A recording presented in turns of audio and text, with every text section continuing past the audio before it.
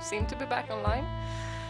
I wonder if that's open broadcaster software or if it's Twitch. Anyway, where was I?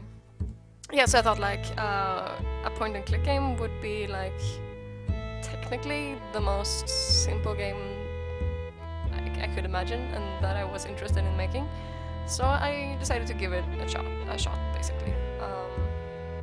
And I very much viewed it as like a pilot project because I had some savings. I was really lucky in that way. I mean, a lot of people might not be able to do what I've done, like quit their job and focus on their hobby basically, which is, I knew that I could do it for half a year, for 6 months, thanks to me being lucky and saved money and many factors. Anyway, so I thought like for these 6 months, I'm gonna make a game. Like that's what I'm gonna do. I'm just gonna focus on making this game, and hopefully some people like it and buy it. And if that doesn't happen, then tough luck.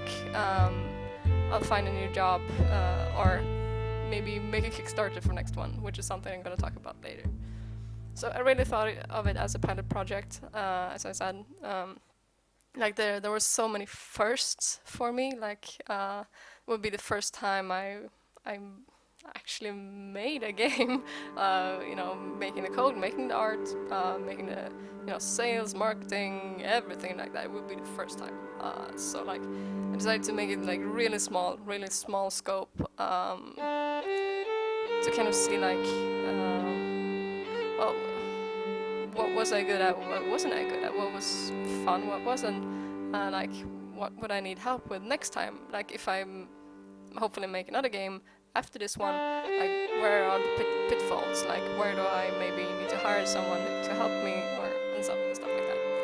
And also I think that doing everything, almost everything yourself really means that you learn how to do it. So in future, when maybe I'm working at a company or whatever, I will be more like, I will understand better like how it works to actually make a game, like how do all the different parts come together in this puzzle that is making games, which is the great part about making games, because it's code and it's art, it's music, it's sales, marketing, like everything needs to work like clockwork, like everything needs to work together in order to make this machine successful. Like if just one of those fail, your game is not gonna sell. So that's kind of the challenge, and it's also, in my opinion, the fun part about games. So I started this project in November full time, you could say. So it's kind of been divided into 3 phases. So the first phase was November and December. So that's when I kind of implemented everything. Like just made a system. They look like shit, but I just made like I think 5 areas. And I like put out the items and everything. Like you could do stuff. It didn't actually lead to anything, but you could pick up stuff, and you could solve some puzzles. So it was basically an alpha vertical slice. Well, you could, more vertical slice than alpha, I guess. So that was like the implementation phase, the first one. And at the end of that, I started showing it a little bit. So I sent it out to a few people who tested it and like gave feedback. I also talked to a couple of publishers. Fortunately, that didn't lead to anything. But in hindsight, I'm pretty happy with that. But I'll get to that later, if I remember it. So that was like 2 months of just like grinding, like getting the systems up, like building the infrastructure in the code. And when I look back at some of the code that I wrote back then, I'm kind of embarrassed. But it worked, and I've been trying to iterate on it. So it works fairly well. So after the New Year's Eve, I I started the, I guess, the beta phase when I started filling it with content. So there are now 12 different areas that you can explore. It's actually 13, but you know, last one is a bit special. So there are 12 different areas that you can explore, and a bunch of you know, different creatures that you can interact with. There are a lot of puzzles. As I mentioned in another stream, it's more puzzles like I need this item to do this thing so I can get that thing. You know, it's not like you know, the Monkey Island kind of puzzles, which I mean, I love Monkey Island, but it doesn't really make sense. I really wanted to have kind of a well, a realistic game. I know, you know, it's a fairy tale-ish, but it's still kind of realistic. It's our world. So I didn't want to like use the rubber ducky on the whatever. Could you lower the music volume a bit? It's difficult hearing you. Of course I will lower it. Let me know if that's better. So right, I can probably raise my own voice a little bit. So let me know if that's good. So that was kind of the second phase. So I started like filling it, and at that point it started getting like, the first thing I did was kind of like just map up all the areas and like getting the logic there as well. Like, so you could go everywhere and like pick up stuff, but it looked like it was not even like paint art. It was like just a blank screen and some doodles on it that represented that area. But at least they were there. Works great, thank you. But at least they were there. But I started to like fill them out in that phase also, and you know, gradually starting to make them look better and better. And everything has been very much an iteration process. So first, like, I made an area that kind of worked and like had the things that it really needed, and then I kind of went back, like the baseline was that every week I would make one area, and since I had already made 5, I would have 8 left. So like for 8 weeks I made one area a week, but some areas, I mean, my record was that I had finished all the vital parts of the area by lunch on Tuesday. So then I had like 3.5 days of, you know, polishing, putting in more stuff, polishing the previous areas that maybe I hadn't been as quick with, and so on. But that's kind of what I did for those 2 months, which is the phase that I'm just leaving. So actually, what was it, last week? Yeah, I finished the last area. So now I started like going into the third phase, which is the scary phase, because now everything needs to like come together. So one thing that I'm actually missing is the actual end of the game. So you still can't actually beat it. But for 2 weeks now, it's just 4 weeks or 4 days next week because GDC, and then it's GDC. So the week after that, I'm also gonna like really focus on getting that right, so that it really feels like what you have been doing made a difference. Because there are a few ways, or like a few outcomes. So that was really something that I wanted to focus on, because it's a really small game. It's a very small game, but I wanted to at least have some replayability. So even if it takes you 40 minutes to finish the game, I actually don't know how long it takes, but it could be 40 minutes, it could be 30 minutes or 20 minutes, I don't know, to finish one playthrough. But at least I want to have some replayability, so you would go back and like try different paths, and so on. You might not even finish the game the first time, and then you might want to go back and try and finish it next time. So that's what I'm doing right now. So I made probably the most ugly storyboard ever today. I don't know if you're gonna be able to see it, and I don't think anyone in the world except for me would understand this, but it works for me. So I can just map it up like what needs to happen in which order, like which like consequences do I need to put in there, because like you can either side with the forest or the farm, or maybe both if you're really good at the game, if you have that much, like if you're that effective, or you just fail and you don't accomplish anything. And so all of those need to have different like outcomes. So I just mapped it up and like, what does this lead to? So that's really where I am right now, finishing that, and then it's just bug fixes as a polish for like 2 months, almost 2 months. So that kind of feels really good, having like almost a third of the project just focusing on polishing the game, putting in like more stuff. I want the world to feel like real, so I wanted to be a lot of stuff in there to explore. So yeah, and then it's a lot of marketing and getting the hang on actually using like Steam to put a game up, and also looking at other digital distribution sites and so on, like which ones am I going to be on and so on. Because as I mentioned, I don't have a publisher, so I talked to 2 publishers, but it didn't really work out due to reasons. But I decided that I wouldn't pursue another one because I think I could do it on my own, and because I have the best friends and ex-colleagues, so on in the world. Not saying that my ex-colleagues are not my friends, but anyway, I have the best friends in the world. So I got a contact on Steam that basically made me a developer.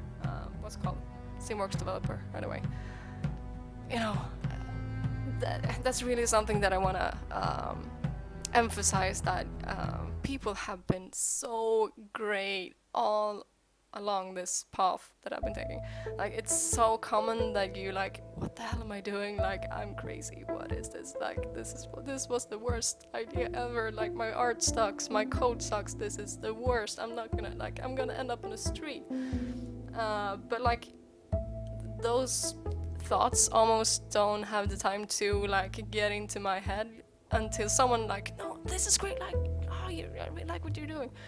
And if it's so important, and I want to thank everyone who's, I don't know, everything from giving 1 thumbs up on Facebook to, giving that thing like, oh, let me know if you want contacts on Steam. I'm like, you don't have to do that, but I'm so grateful that people have done it. And I mean, I can't even thank I'm trying to thank everyone in person and give back to everyone and give back to other people, but I mean, it's just been amazing. So love you, all of you that have been helping me. That was a sidetrack, sorry. I just needed to get that out because it's so important. But yeah, so that's really a challenge, just getting the hang of everything. Like, how do I actually sell stuff? And just understanding how taxes work when you sell stuff like internationally and so on, like on an American platform. So that's really something that I'm gonna focus on for these 2 months. And marketing, like I still don't know how to do it. So I do these streams and people say, yeah, that's probably good. And I made a trailer, which is something I also want to talk about, that trailer. Anyway, in a second I'm going to talk about it. I don't know. I guess I'm going to try and hit up, more journalists and so on. Like, in my opinion, also the most important part of this is not only that people like buy the game, it's also that people actually understand which game they are buying, because I'd rather have like 2,000 people buying it that actually know that one person did this in 6 months than, I don't know, a lot of, I'm sorry, I don't hope I don't offend anyone, but like generic dude bros who think they're buying some game and they end up buying this game and they're like, what the fuck is this? Like, it's not AAA. Like, yeah, no, it's not AAA, because no, you kind of have to understand how many people did it and which amount of time, So that's kind of important to me, to get that much message out. Like, who did this, so people don't have the wrong expectation. Because I think that's often one of the reasons why people like hate on games. Like they have the wrong conception of the game, or like they didn't know what they were buying. I know the people who hate like, I don't know, Firewatch and so on. They seem to hate it because they thought it would be longer. And I mean, that's kind of strange. And I mean, that doesn't happen to literature or movies. Like, I thought the movie would be longer. Now I'm gonna give it, a 0 and critic, what's it called, in score. No stars. Like, I don't know. I mean, games are different, I know that, but it's so weird. And that actually leads me into the point about the trailer I want to make. So I made a trailer that some of you might have seen for Midvinter, and I just needed to talk about that because it was kind of, yeah. What happened was kind of good and bad at the same time. So I had like a goal, or like, okay, a level, like if 200 people watch it in like the first day, I'm happy. Because I don't have very high expectations at the moment. And I put it up on a Saturday because I wanted to use the hashtags screenshot Saturday on Twitter. So I put it up on a Saturday. Went to a party, and on the way home, me and my fiance checked YouTube, and so it was exactly like in the middle of the night, and it had almost exactly 200 views. So I was like, great! I made my goal. This is awesome. Went to bed, woke up the next morning, and it had over 2,000 views, which was strange. But also, it had so many dislikes on YouTube that the comment field had been disabled. Because apparently, if you get more than a third dislikes compared to the likes, the comment field is automatically disabled. I didn't even know that, but apparently that's the case. So today I learned something new, or that day. So that was kind of odd, but the traffic most likely came from Reddit. And because my fiance, I'm not a Redditor myself, so my fiance said like, you should put it on Reddit because that will give you some more coverage. I was like, sure, if you want to, you can do it, but I'm not comfortable doing it because I'm not part of the community already. So he did, and that's probably where most of the traffic came from. Fairly certain it was, and I guess people had the wrong idea of the game, or I don't know. And I wasn't even took it personal or anything. I was just kind of sad that people went out of their way to destroy what I was doing. Like, if you don't like it, just ignore it. I don't know. I don't really like the idea of actively going in and trying to sabotage something just because it's not your taste, your kind of game. I don't know. I don't really like that. I'm sure I'm gonna get even more hate for this. No one is probably even gonna watch this even on YouTube. But anyway, that's my opinion anyway. Like, if you don't like something, just ignore it. If you like something, give them all the credit you can give them. Like, that's actually how leadership works. Like, you tell people that they have done good, that they have done well when they have, and if they okay, sometimes you might want to correct the behavior, like that wasn't very good, but it makes no sense to do that to an artist, for example. Like, that's not going to change anything. Just ignore them, don't give them any traffic, and they will go away eventually. Hopefully, if you don't like it. I just needed to vent that because in the end I got 4,000 plus views on a trailer, which is a lot more than I was aiming for. So in the end, I'm actually kind of happy for it, but I'm still kind of sad that people even went out of the way to go to my other videos and dislike those as well. It's like, come on, I'm not being offensive. Why do you do that? It's just a dick move in my opinion. So that was kind of it. Let's move on to another topic. Let's talk more about Midvinter, the game that I'm actually making, which is what I probably should be talking about. I don't know. So why did I choose to make this game? I've already talked about like why I chose the point and click genre. And I mean, yeah, as I said, to some extent it was because I thought it would be easy. But also because I like point and click games. I mean, I've been playing not all. I think I missed one Monkey Island games, but almost all the Monkey Island games.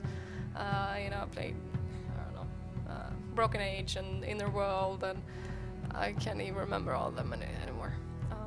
But I also realized that there aren't that many being made at the moment, and I know a lot of people like them. So I don't really know why. I mean, it seems to be a market for them still, but not a lot of people make them.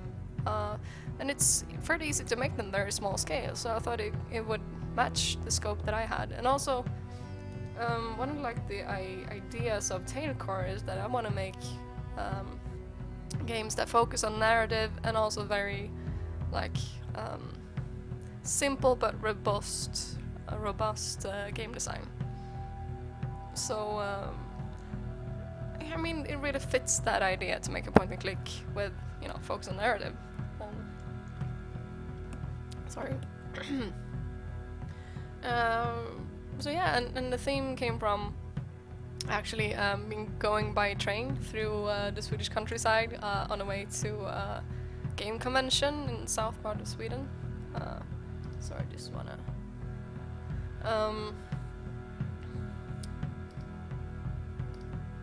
so I just wanted to see how many people are watching. So yeah, so I was going through the countryside and looking out the window at, you know, the beautiful scenery, and just all these like folk tales just popped into my head, like I'm sure that's where the gnomes live and that's where the trolls live. Like it really was that kind of, you know, that kind of environment that, you know, sparks your imagination. So it's like I really want to make a game about a gnome. Like you would start in you know, the evening, and you would hear the people talking, and like it would change depending on like what you did on the farm during the night. Like they would actually see it and react to it and, you know, talk about it up there. So that's kind of how it started. And then when I decided later that I wanted to make a point and click game, I was like, okay, a point and click about a gnome. It's easy as that. So I kind of put these two ideas together and morphed them, and in my opinion it works fairly well, because it also kind of makes sense that like a gnome would have to solve problems, like solve easy, you know, logical puzzles on the farm. Like I need to open this door, where's the lock, or where's the key to the lock, and so on. So you would have to find that. You know, it kind of made sense to me. So that's kind of where the idea came from. And that's all that I wrote that I should talk about Midvinter. I don't know. So, well, as I said, most of it is actually in place. It works mostly. It's not very pretty, all of it, especially not the UI. So that's kind of part of the phase that's coming now, like really working with the UI and making it all come together. I have some voiceover still to record. I have received the input that maybe like the Sims voiceover would fit better than actual voiceover. But I don't know, I think it's kind of cozy with, you know, real voiceover. You can put so much like personality into it. So, you know, in one way, it's easier to have like the Sims speech, because if I would translate it into more languages than 2, it would be much simpler, because you wouldn't have to record the voiceover. You would just have to, you know, change the actual text. But that's not within the scope of the game right now anyway, so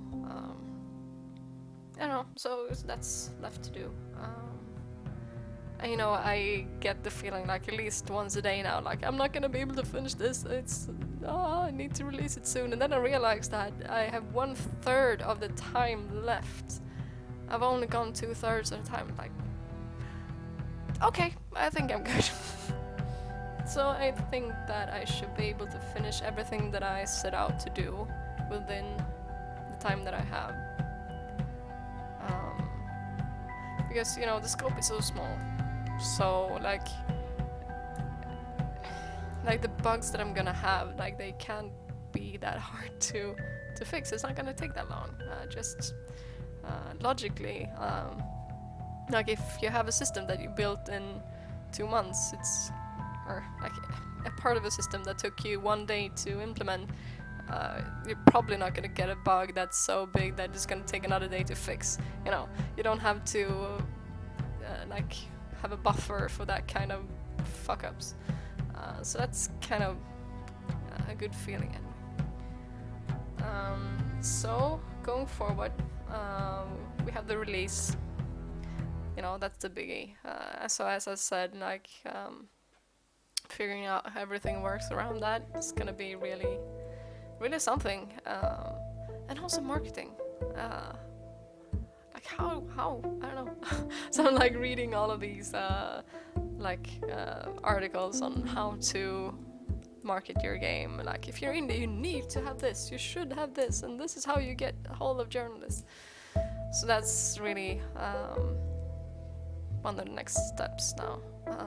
And it's actually a lot simpler now that I actually have screenshots that I can share with people, and so on, which I didn't have like 2 months back. So I couldn't really start talking that much to people because I didn't have anything to show. But now I have a trailer, now I have some screenshots, you know. So now I can actually like show it, which is actually a great relief. So you know, I have my goal pretty low, you know, regarding sales as well. Like, my goal is 2,000. Like, if I can sell that many units, I'm happy, because, you know, 2,000 people is a lot of people. But it's very few people when it comes to like, this game sold, I don't know, 20 million copies within the first, I don't know. I mean, I'm being realistic. I'm not gonna sell that much because, you know, this is not GTA. So, you know, so I set a goal that I think that I can possibly, you know, reach, but maybe not, you know. So we'll see. Fingers crossed, and håller tummarna in Swedish.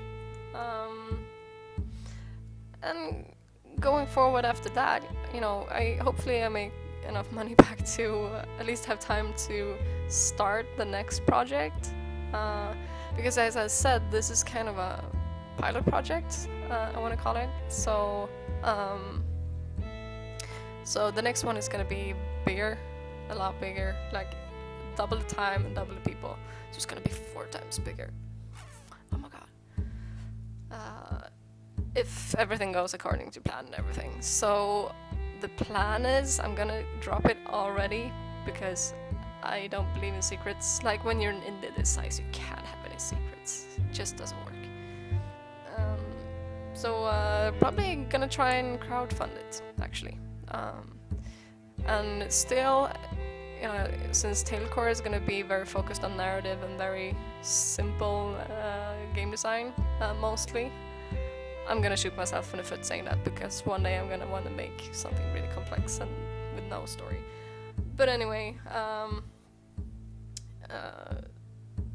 where was I? Yeah, so it's gonna be like really focused on choices. Like, you're gonna play a person through their young adult life, and like every choice that you make, or most of the choices that you make, all of the like experience that you have are gonna shape your future life. So it's gonna be like all of these choices is gonna actually matter. Like, it's gonna be like, I don't know how many endings, but like a lot of endings, and you know, so it's gonna be very text based, and then, you know, simple graphics. So I already had the idea for the next game pretty much ready.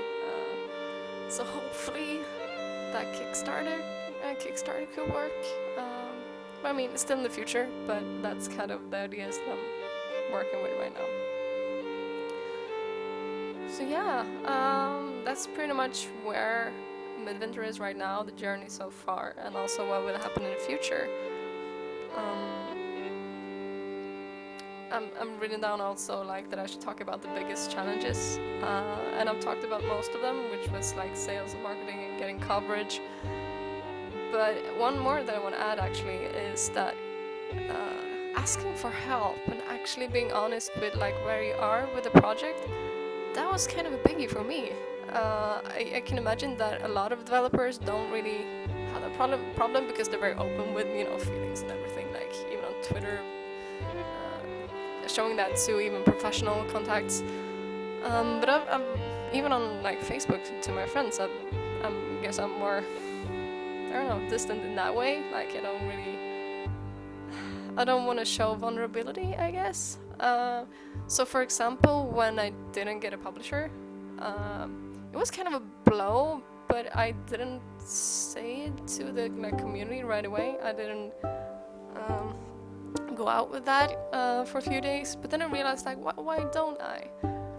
Like, this is the perfect moment for me to actually ask for help, and that was, I mean, I guess I've seen this, I hope you've seen it too, this TED Talk by Amanda Palmer, where she talks about the, you know, asking people for help and like putting yourself, showing yourself that you, other people, that you're vulnerable and you're a human being, and like, please help me, I actually need your help, and people will help you and people will step up and really, you know, be there for you. So if I hadn't seen that, I would probably just suffer in silence and go on and, you know, try and do this, I don't know, on my own. But that's actually when I instead just wrote to my friends on Facebook, like, okay, this is the thing, I didn't get a publisher, so I really need your support, because like for every share, every like, everything that you do, I get more coverage, and the chance that people see it and, you know, in the end buy the game, you know, it increases. So that was kind of the first time I guess I actually really asked for it, and the response was amazing. And once again, thank you to all of you who really stepped up and, you know, and did what I asked, and like really supported me then. I mean, it was amazing. So that's really something that I learned from that. I'm trying not to like spam people, like, please share, please share. I don't want to be that person. I don't want to be like too much in your face. But like when you really actually need help, ask for it. That's really been one of the biggest challenges and biggest like lessons that I've learned doing this project. So yeah, huge kudos to everyone. I mean, I wouldn't be able to do this without people around me. I mean that literally, because, you know, when you're doing something crazy like the self-doubt, I mean, people might think that, oh, you're, I don't know, you're cool for doing this, but I'm like, I have no idea what I'm doing. Honestly, I have no idea what I'm doing. I'm almost being too honest here, but that's the thing. So it really means a lot to me. It really does. That's all of the notes that I have. I don't know what to talk about anymore. Do we have any questions from chat? I think you're like 2 people watching right now. Hopefully more people. Maybe you might watch this on YouTube later. We'll see.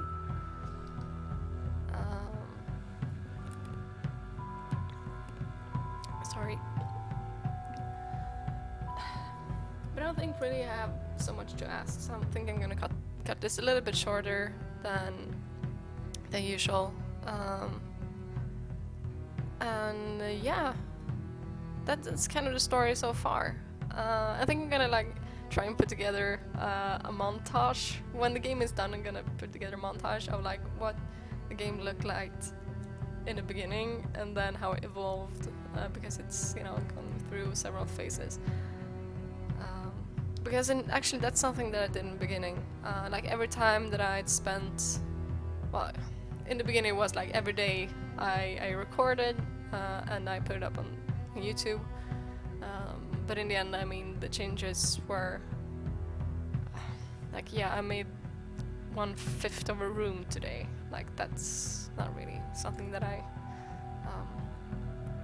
it didn't work in the same way, so I don't do it as often anymore. But just saving that progress, actually being able to very easily go back and see what the game was in the beginning, that's amazing. Actually, I'm really happy that I started doing that.